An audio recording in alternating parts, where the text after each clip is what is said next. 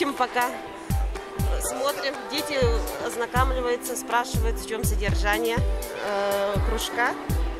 И будем выбирать. А вообще вот ярмарки у нас частое явление, а вот такая таких ярмарок? Нет, на таких ярмарках мы не были. Как услышали, сразу пришли. Конечно, хочется ребенка занять в свободное от школы время.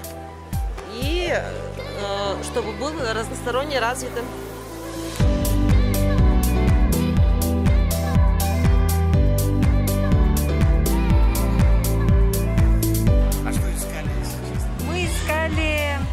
Мы записались на программирование, искали как раз то, что было бы продолжением того, что мы ходили на платный кружок, а сейчас мы продолжать будем бесплатно. Как называется программирование? На питоне.